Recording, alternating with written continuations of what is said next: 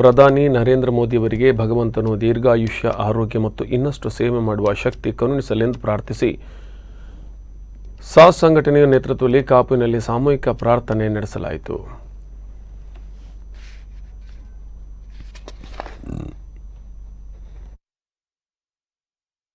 ಶಬರಿಮಲೆ ಅಯ್ಯಪ್ಪ ಸೇವಾ ಸಮಾಜ ಕಾಪು ವಲಯದ ಪದಾಧಿಕಾರಿಗಳು ಮತ್ತು ಸದಸ್ಯರು ಜೊತೆಗೂಡಿ ಕೊಪ್ಪಲಂಗಡಿ ಶ್ರೀ ವಾಸುದೇವ ಸ್ವಾಮಿ ದೇವಸ್ಥಾನದಲ್ಲಿ ಸಾಮೂಹಿಕ ಪ್ರಾರ್ಥನೆ ಸಲ್ಲಿಸಿದರು.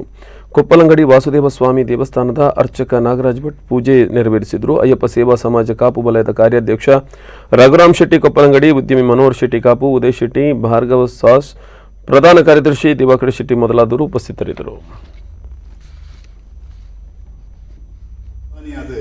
ನಮ್ಮ ದೇಶನು ರಕ್ಷಣೆ ಮಲ್ಪನಂಚಿನ ಆ ಭಾಗ್ಯವನ್ನು ಕೂಡ ಕೊರ್ದು ನಮ್ಮ ಮಾತೆರ್ಲ ಈ ಅಯ್ಯಪ್ಪ ಸೇವಾ ಸಮಾಜ ಅಂಚೆನೆ ಕೊಪ್ಪಲಂಗಡಿ ಅಯ್ಯಪ್ಪ ಭಕ್ತ ಮಂಡಳಿ ಅಂಚೆನೆ ವಾಸುದೇವ ದೇವಸ್ಥಾನದ ಅಂಚೆನೆ ಸಾರ್ವಜನಿಕರನ್ನ ಮಾತವ ತಿಳಿದಲ್ಲ ಈ ಒಂದು ಪ್ರಾರ್ಥನೆಯನ್ನು ತಂತ್ರಿ ಮುಖೇನ ಇಡಲು ಮತ್ತೊಂದು ದೇಶದ ನಮ್ಮ ಮೋದಿ ವಿರೋಧಿಗಳ ಕುತಂತ್ರಕ್ಕೆ ಮೊನ್ನೆ ನಡೆದಂಥ ಪಂಜಾಬಿನಲ್ಲಿ ಒಂದು ಸೆಕ್ಯೂರಿಟಿ ವ್ಯವಸ್ಥೆಯ ಬುಡಮೇಲು ಮಾಡುವಂಥ ಕ್ರಮವನ್ನು ಪಂಜಾಬ್ ಸರ್ಕಾರ ಮಾಡಿದೆ.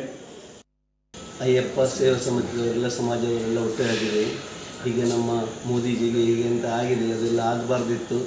ಅದಂತ ಅದಕ್ಕೆಲ್ಲ ದೇವಶಕ್ತಿಯೆಲ್ಲ ನಾವೆಲ್ಲ ಅವ್ರನ್ನ ಕಾಪಾಡಬೇಕು.